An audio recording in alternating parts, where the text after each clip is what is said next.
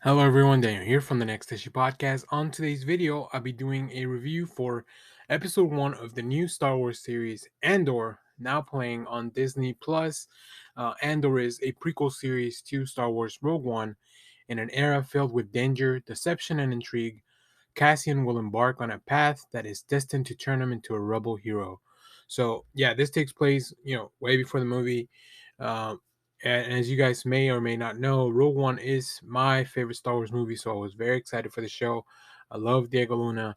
I'm very interested in what's going on here. So let's get into talking a little bit more about this specific episode. It'll be very non-spoilery. Also, stay tuned. Later in the week, we'll have reviews for episodes 2 and 3. All 3 episodes dropped at the same time, but I want to space them out for you guys to be able to watch, have some time to watch.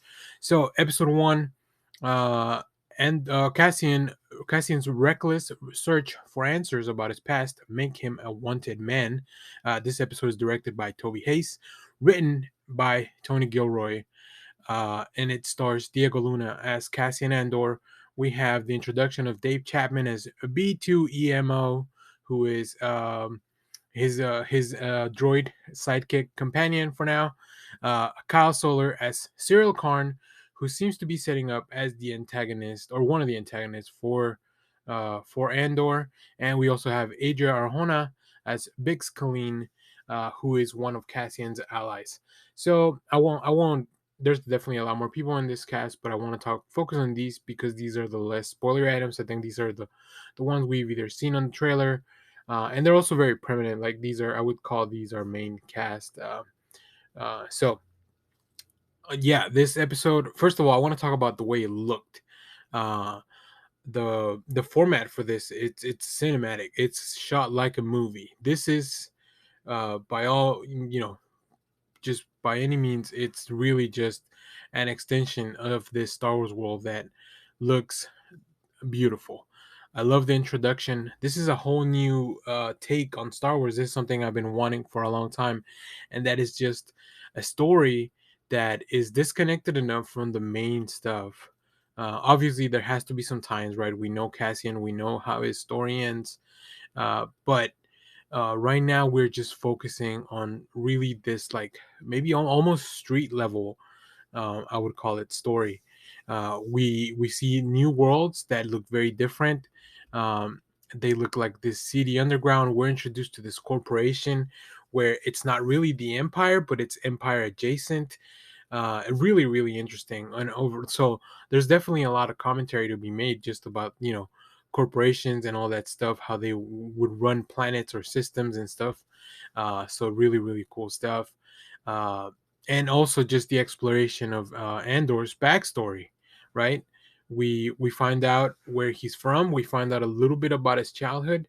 Although I really appreciate that all the scenes when we're looking back at his childhood, they're in a specific language from where he's from.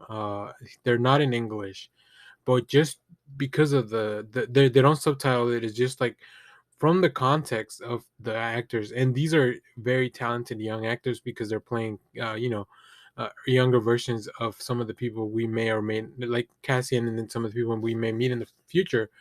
um they're doing such a good job, like just acting and not being, not verbally communicating what's going on. But as a watcher, I was still able to kind of follow along the story, and I'm intrigued to figure out how this story will connect to who we know Cassian to be. Also, this Cassian that we meet in this first episode, very far removed from the Cassian that we know from Rogue One.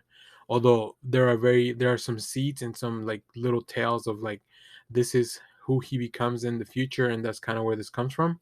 But yeah, I mean, Cassian Andor, for all intents and purposes, is a very great character. There is nothing heroic about him at the time. He's just kind of somebody that's trying to get by, and he's looking for more information about himself and trying to discover that. And he looks to be willing to, right now he's crossing lines that normally our protagonists in Star Wars wouldn't, which we saw. That was one of the things I loved about Rogue One. When we're introduced to Cassian, he's already crossed that line multiple times. We can tell by the time we meet him. You know, it's not his first rodeo. So we might have witnessed his first rodeo in this first episode. Well, although I really doubt it, just from the way they set it up. I also really like the character of Bix. I think Adrian Arjona did a fantastic job just setting up like how she's gonna be a support system, but also somebody that calls Cassian out on the shit. Like you can really tell they have an interesting relationship. Um, and then Cyril Karn as Cyril Karn, the introduction of this company man that refuses to let go of an issue and just seems like he's going to chase it down and start creating troubles for Cassian. Really, really fun stuff. I really love this episode. It was about a little bit more than 30 minutes if you exclude the credits. And so are the rest of the episodes. So stay tuned to the channel. Like I said, we'll have reviews for issues 2 and 3, or episodes 2 and 3. And we'll probably keep covering this series weekly, even if it's not always on Wednesdays, just due to timing of some issues. But please stay tuned because we'll definitely be talking more about Andor. I am very excited. I love Diego Luna as an actor. It's really fun to see somebody that represents me and my culture in on the screen once again, and in a Star Wars world, which is amazing. So definitely always up for that. So yeah, very excited to see where the story goes. I haven't even watched episode 2 and 3 while making this review because I didn't want to go influenced by those other episodes. So as I said, stay tuned. We'll have more stuff, including more Andor coverage, trailer reactions, comic reviews, and as always, thank you for watching, everyone. Bye bye.